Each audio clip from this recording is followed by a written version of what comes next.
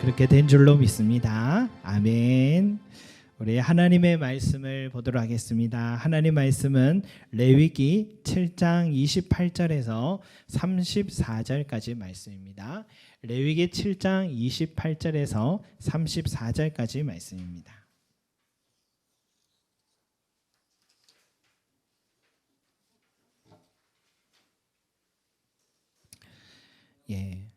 제가 한 절 여러분 한 절 서로 교독하도록 하겠습니다. 여호와께서 모세에게 말씀하여 이르시되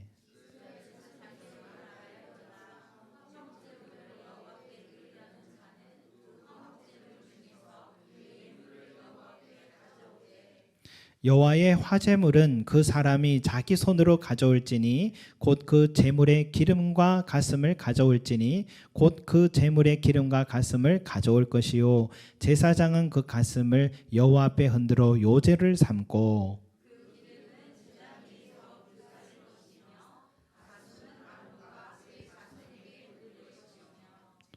또 너희는 그 화목 제물의 오른쪽 뒷다리를 제사장에게 주어 거제를 삼을지니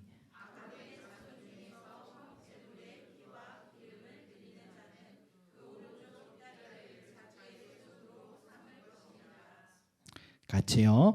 내가 이스라엘 자손의 화목제물 중에서 그 든 가슴과 든 뒷다리를 가져다가 제사장 아론과 그의 자손에게 주었나니 이는 이스라엘 자손에게서 받을 영원한 소득이니라. 아멘. 여러분 우리가 화목제사 하면은 그 특징이 뭐라고 했습니까? 화목제사의 아주 특징.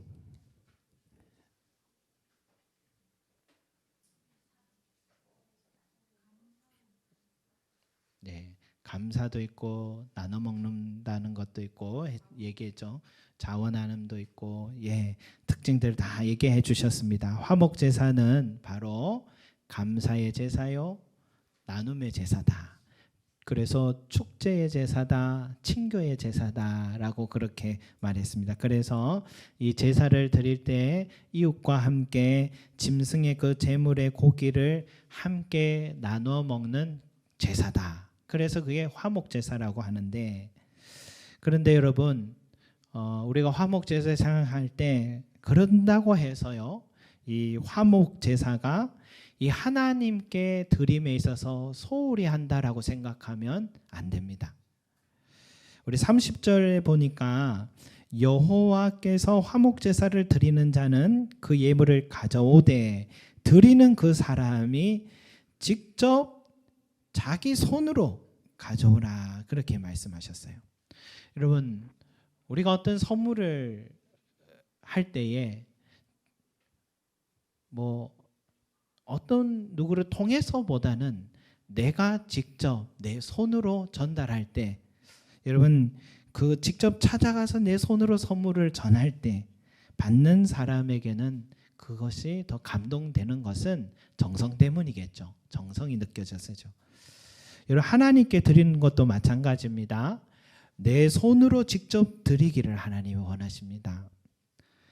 무엇을 드리느냐? 우리 30절 중간에 보면 그 제물의 기름과 가슴을 가져와라. 또 32절에 보니까 오른쪽 뒷다리를 가져오라. 짐승의 기름, 가슴 부위 그리고 오른쪽 뒷다리를 하나님께 자기 손으로 가져오라 말합니다. 이런 기름은 뭡니까? 화제, 즉 이 불로 태워 올려드리면서 향기로운 냄새를 올려드리는 것이고, 그리고 고기의 이 가슴 부위는 뭡니까? 여호와 앞에 흔들어 요제를 삼으라 그렇게 말씀하고, 또 고기의 오른쪽 뒷다리는요 거제를 삼으라라고 그렇게 말씀하고 있습니다. 여러분 여기에서 먼저 확인할 것은요, 제사에는 종류가 있고 방법이 있습니다. 제사의 종류가 따로 있고 제사의 방법이 또 따로 있습니다. 제사의 종류는 5가지입니다. 뭐가 있습니까? 번제, 소제, 또 화목제, 속제제, 속건제, 이렇게 5가지가 있다면 그런 제사 속에는 이제 제사 드리는 방법이 있잖아요. 이 제사를 드릴 때 방법은 태워 올릴 것인가, 흔들 것인가, 높이 들었다 내릴 것인가, 부을 것인가, 이런 다양한 방법들이 있습니다. 그래서 요제, 거제, 전제, 화제 이렇게 네 가지로 구분할 수 있는데, 여러분 요제는 뭐냐? 재물을 이렇게 앞뒤로 흔드는 겁니다. 앞뒤로 흔드는 거고, 거제는 높이 들어 올렸다 내리고, 높이 올렸다 내리는 이게 거제입니다. 그러면 화제는 불로 태워드린 것이고, 전제는 뭐냐? 포도주나 기름을 부어서 제단에 부어서 드리는 방법, 그게 전제라고 하는데, 그런데 오늘 이 화목 제사를 드릴 때는요, 이 태워드리는 화제가 들어가고, 흔드는 요제가 들어가고, 높이 들어올리는 거제가 들어갑니다. 이 화목 제사 안에 세 가지 제사 방법이 들어가는데, 제사자가 예물의 기름 부위를 가져오면 제사장은 그걸 태워서 향기로운 냄새를 올려드리고요, 가슴 부위를 가져오면 그것을 흔들어서 하나님께 올려드리는데, 어떻게 하냐면 제사자가 이렇게 가슴 부위를 이렇게 가지고 오면 이 제사자가 들고 있잖아요, 가슴 부위를. 그러면 제사장이 그것을 밑에 손을 받칩니다. 같이 받쳐서 서로 주고받고 하면서 이게 흔들면서 요제를 한대요.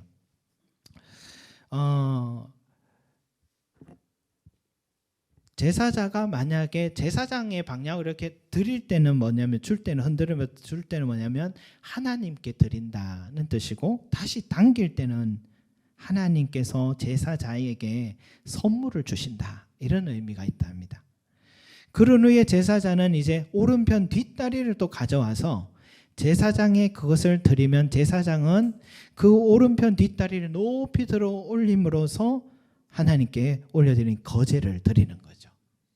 그래서 이 화목 제사가 이런 방식이 이루어지고, 가슴 부위와 오른편 뒷다리를 제외하고 다른 모든 고기들을 이제 이웃들과 함께 나눠 먹는다라고 말합니다. 그런데 오늘 여러분 말씀의 이 핵심의 이 첫 번째 주제는 34절을 우리 같이 한번 읽어보겠습니다. 시작. 내가 이스라엘 자손의 화목제물 중에서 그 얻은 가슴과 든 뒷다리를 가져다가 제사장 아론과 그의 자손에게 주었나니 이는 이스라엘 자손에게서 받을 영원한 소득이니라. 아멘. 여러분, 화목 제사에서 요제로 흔든 가슴 부위와 높이 들어오는 오른쪽 뒷다리는 사실 가장 중요한 부위입니다. 우리가 일상에서도 가장 맛있는 부위로서 이 부위들은 잔치할 때 쓰거나 귀한 손님이 왔을 때 제공하는 그런 부위다라고 할 수 있죠. 여러분, 우리도 치킨을 시켜서 먹으면 누가 다리를 먹느냐 참 중요하잖아요. 예.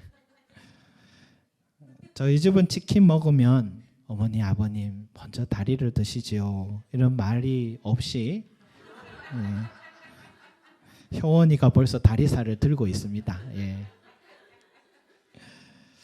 건강관리하는 사람들은요, 고단백질 저칼로리 닭가슴살을 주로 먹는다 하잖아요.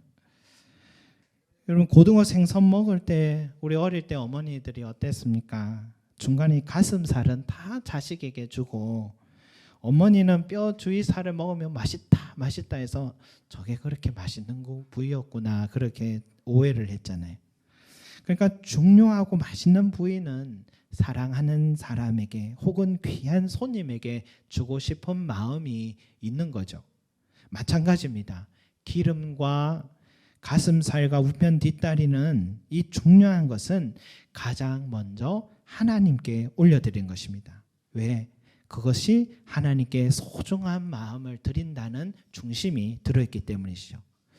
그런데 여러분, 제사 후에 그 부위들의 사용처가 우리 하나님께서 이스라엘 백성들에게 말씀하셨습니다. 기름은 태워드리되 가슴 부위와 오른편 뒷다리는 제사장 아론과 그 자손에게 주어야 한다. 엄밀히 말하면 이 가슴 부위는요, 제사장 공동체 전체가 나누어 먹고요, 오른편 뒷다리는 지금 제사를 집도해 준 그 제사장이 가진다고 합니다. 여러분, 이것은 하나님의 성막에서 제사 드리는 일을 전적으로 맡은 제사장들의 몫이란 뜻을 말하는 거예요. 그래서 영원한 소득이니라라고 하였습니다. 다른 백성들과 지파들은 농사를 짓거나 유목민으로 살아가거나 사회적인 다양한 직업을 갖고 살아가지만 이 제사장들은 성막 안에서 봉사하는 일에만 전념하도록 하나님께서 제도적인 장치를 이렇게 마련하신 것입니다. 그래서 제사장들은 백성들이 하나님께 드린 중요한 부위들을 받음으로 그들의 영원한 소득이 되리라 명령하셨어요. 여러분, 성막의 이 원리를 오늘 이 시대에 우리가 한번 적용해 보면 우리가 참 우리 교회가 감사한 것은 이러한 하나님의 명령이 실현되고 있다라는 것이 참 감사한 일입니다. 아직 우리 교회가 소유한 건물이 있는 것도 아니고 모아둔 자산이 있는 것도 아니지만 참 목회자로서 저희가 교회를 지키는 일에 집중할 수 있다는 게 참 감사하는 일이다. 그것은 성도들이 자원하는 마음으로 하나님께 드리는 그 중심이 있었기 때문에 이 교회가 운영되고 목회자의 생활에 지탱되는 것입니다. 그런데요, 가장 큰 은혜는 우리 하나님께서 바로 이러한 영원한 소득이 되리라 하는 하나님의 마음이, 하나님의 역사가 계속해서 이루어져서 우리 교회의 부족분을 늘 채워오셨습니다. 개척 후에 상당 기간 이 교회 성도들의 예물로는 이런 모든 것들이 유지될 수 없는 상황이었습니다. 그런데 그때도 하나님은 누군가의 손길을 통해서 늘 채워오셨어요.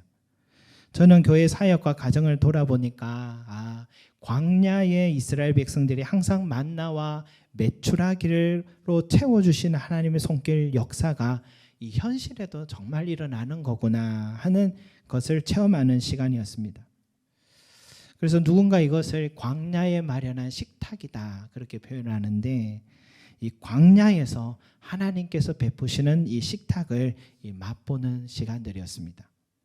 계기가 있었어요. 제가 개척을 시작하기 전에 이 두 분의 삶을 들여다보게 됐는데, 한 분은 이 조지 뮬러 목사님의 일기였어요. 제가 이분 얘기 참 많이 하는 데는 그런 이유가 있었습니다. 그분의 일기를 보니까 수많은 고아들을 데리고 아이들을 먹이고 재우고 키우는데 하루에도 여러분 1000여 명이나 넘는 아이들이 그들을 먹이고 키우는데 얼마나 많은 재정이 들었겠습니까? 때로는 가지고 있는 그 기중품들을 다 팔아야 될 때도 있었다 합니다. 그런데 더 이상 아무것도 남지 않았던 그 막다른 골목에 있을 때도 이 뮬러 목사님과 과원에 양육하는 선생님들은 함께 밤이 늦도록 하나님께 기도를 드렸는데 응답해 주실 때까지 기도를 드렸다 합니다. 그럴 때마다 하나님은요, 변함없이 신비한 방법으로 이 과원생들을 먹일 수 있었고, 그뿐만이 아니라 이 조지 뮬러 목사님이 성경책을 많은 선교지에 보내는 그런 사업도 이루었고, 목회자들과 선교사님들의 생활을 후원하는 그런 사역도 해냈다고 합니다. 여러분, 또 한 분은 이 예수원 공동체를 설립한 이 대천덕 신부님에 대한 삶인데, 지금으로 말하면 성공회 대학이 있잖아요, 서울에. 성공회 대학의 설립 학장이십니다, 이분이 원래는.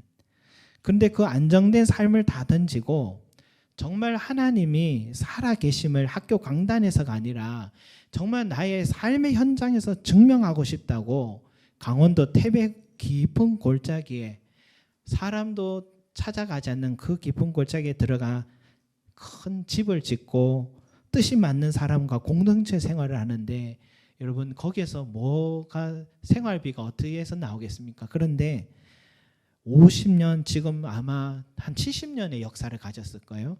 70년 동안 하나님은 지금도 있어요. 그 공동체가 단 하루도 굶기시거나 부족함이 없이 하나님께 기도하면 생각지 못한 손길로 계속 공급하신다고 합니다. 그분과 그 공동체가 지금도 하는 일은 필요한 것이 있으면 사람들이 말하는 게 아니라 하나님께 기도한다는 것이고, 그래서 저는 이 대천덕 신부님의 이 아내인 현재인 사모님이 쓴 예수원 이야기를 읽으면서 개척의 길에 이게 정말 가능한 일일까? 저도 믿기지가 않았습니다.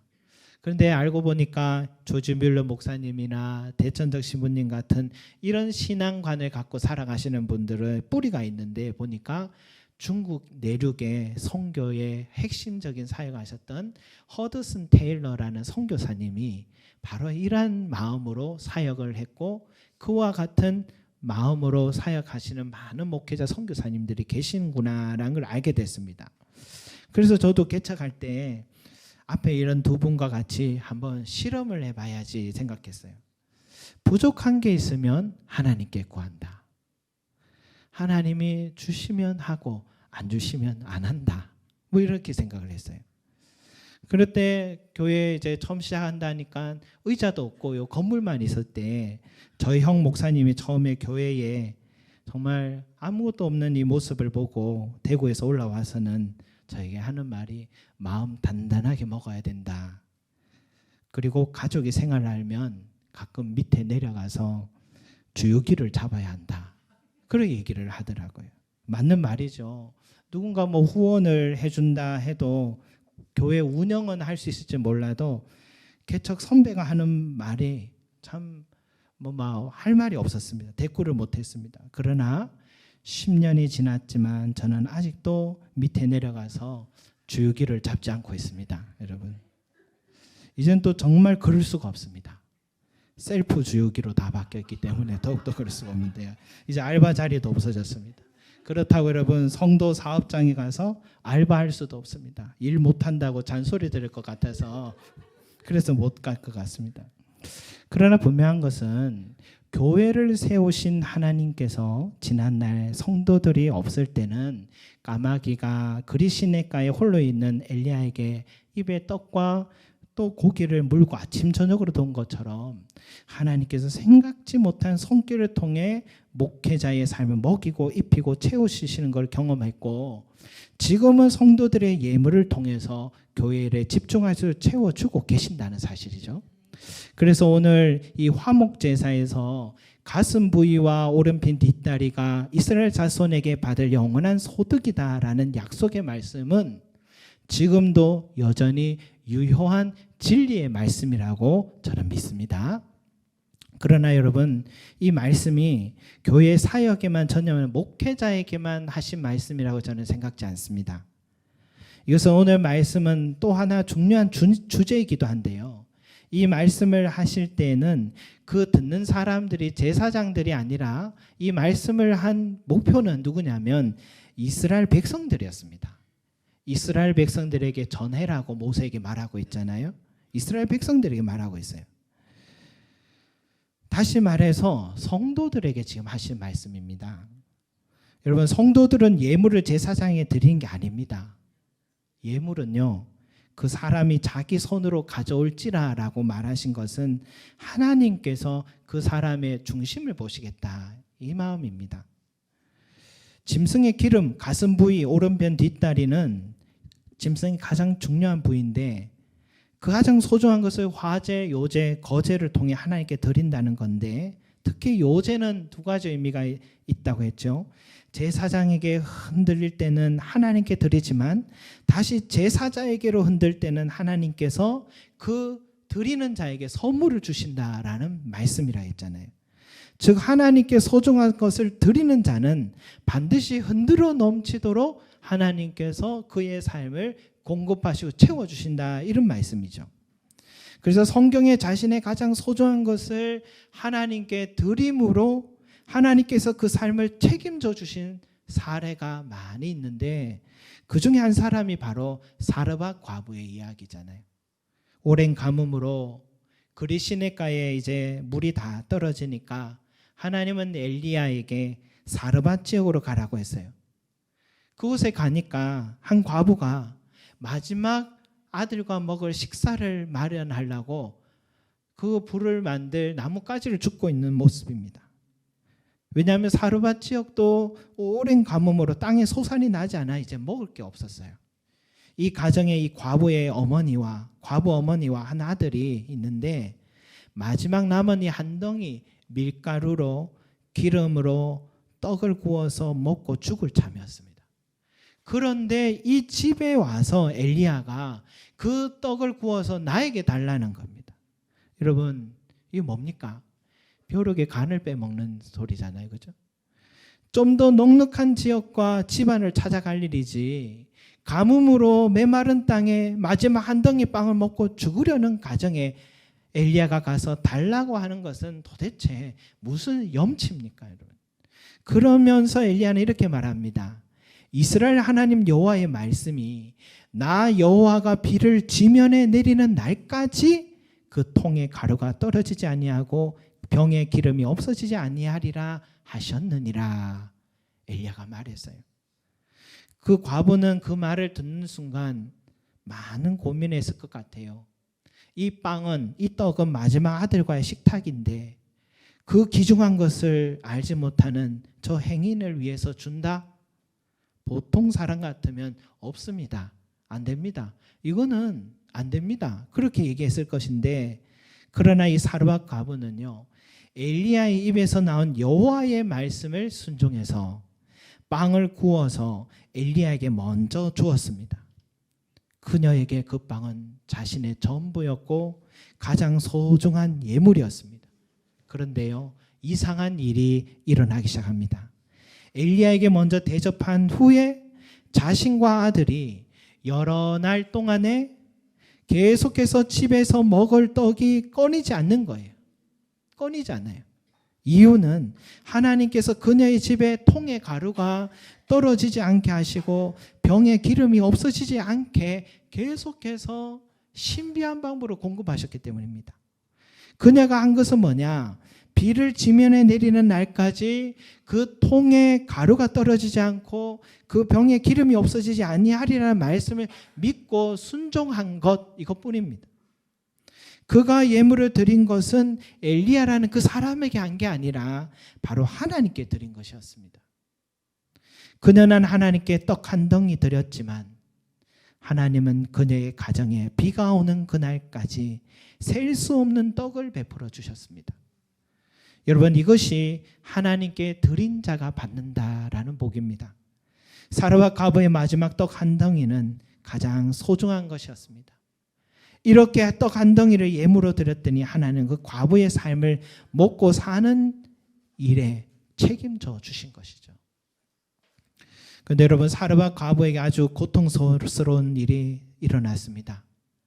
먹는 문제가 해결됐더니 하나밖에 없는 자식에게 갑자기 병이 찾아오고 그 증세가 심각해지더니 죽어버린 겁니다. 얼마나 어처구니 없는 일입니까? 전에는 먹고 사는 문제가 가장 큰 문제였는데 자식이 아픈 것만큼, 자식이 먼저 등지는 것만큼 부모의 고통스러운 일은 없잖아요. 여러분, 이런 일이 일어나면 가장 원망하고 싶은 건 하나님입니다. 그런데 하나님 보이지 않으니까 선지자를 원망하는 거예요. 당신이 내 아들을 죽게 하려고 내게 왔나이까. 얼마나 고통스러웠으면 이런 말 했겠습니까? 그때 엘리야는 그 아들을 이리로 데려오라 하더니 자신이 마련해 준 그 다락방에 이 아이를 데리고 올라가서 침상에 누이고는 하나님께 이렇게 부르짖어요. 엘리야도 너무 속상하고 도저히 이해가 되지 않아서 하나님께 이렇게 원망합니다. 내가 우거하는 집 과부에게 재앙을 내리사 그 아들을 죽게 하셨습니까? 하나님께 원망하는 거예요. 그리고는 그 아이 위에 몸을 3번이나 펴서 엎드리고는 하나님께 부르짖으며 내 하나님 여호와여, 원하건대 이 아이의 혼으로 그의 몸에 돌아오게 하옵소서.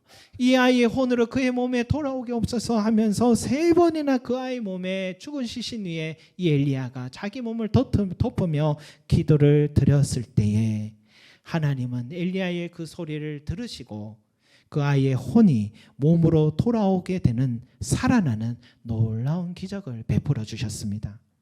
그때서야 여인이 엘리야의 입에 나온 여호와의 말씀이 진실한 줄 알았다라고 고백을 합니다.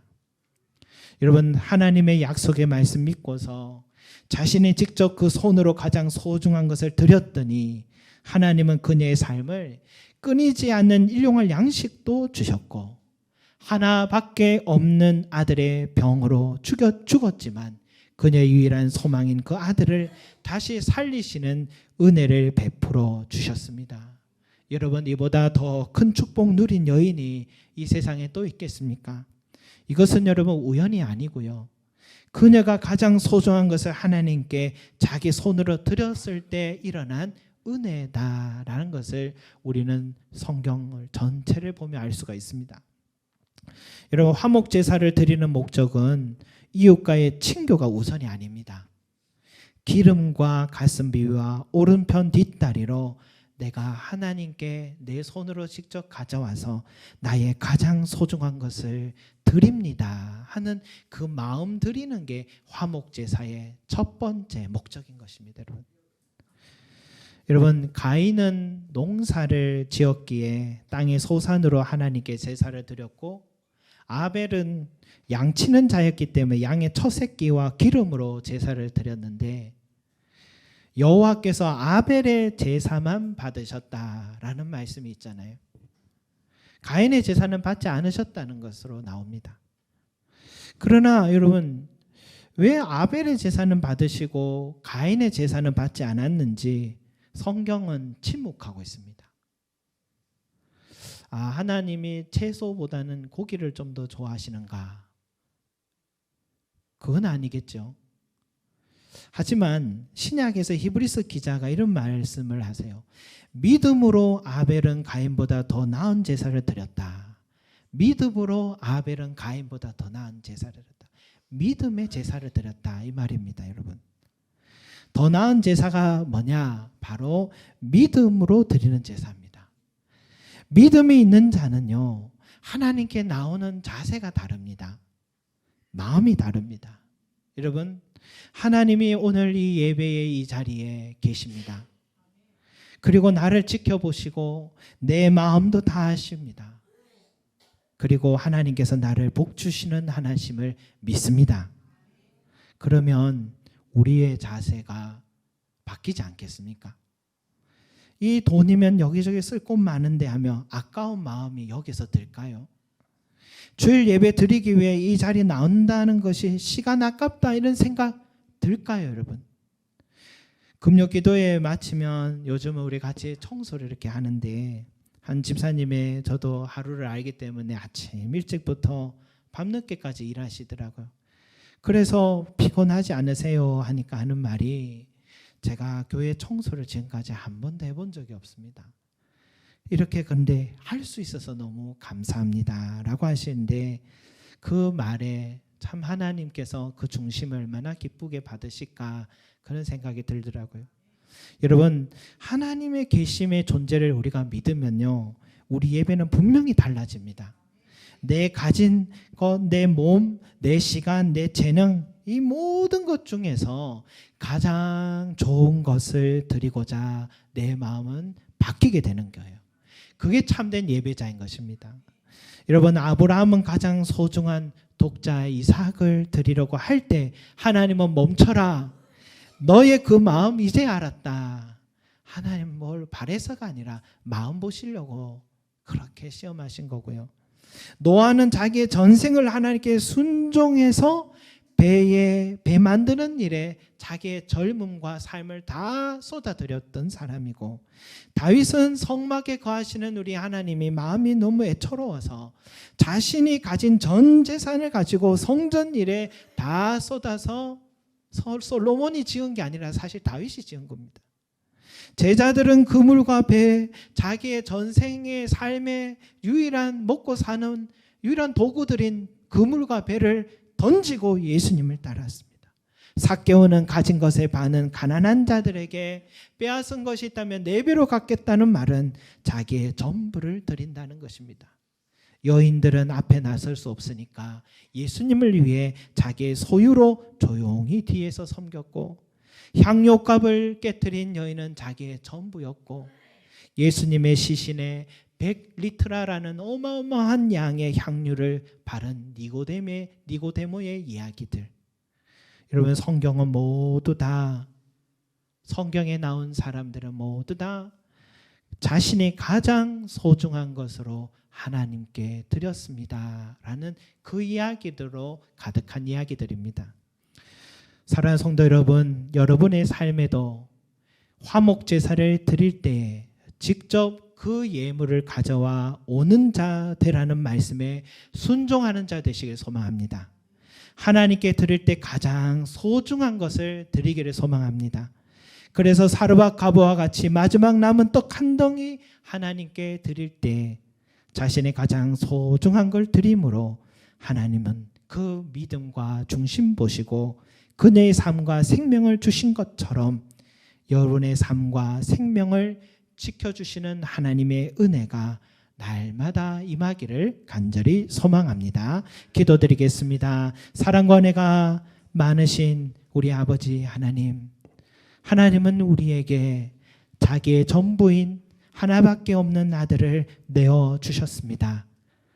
그래서 하나님도 우리가 내가 너희를 사랑한 것 같이 너희도 나를 사랑하느냐, 너희가 여호와를 사랑할 때 너희 몸과 마음과 정성과 힘을 다하여 사랑하라 라고 하나님 하신 말씀은 먼저 하나님이 우리를 사랑하셨기 때문인 줄로 믿습니다. 주여, 우리도 화목제사를 드릴 때에 주여 가장 소중한 것을, 그리고 그 사람이 직접 자기 손으로 드리라라는 이 말씀, 주님 우리도 마음에 새기게 하여 주셔서 주여 오늘도 아벨과 같이 믿음의 제사 드리게 해 주시옵소서. 이 자리에 거하신 우리 하나님, 정말 내 삶의 생사화복의 주인이신 우리 하나님께 내 마음의 중심에 무엇을 드리는가 돌아보게 하여 주시고 내 몸과 마음과 정성과 또한 재능과 가진 것과 시간과 모든 것들에 가장 소중한 것들을 주님께 드릴 줄 아는 그런 복된 자 되기를 소망합니다.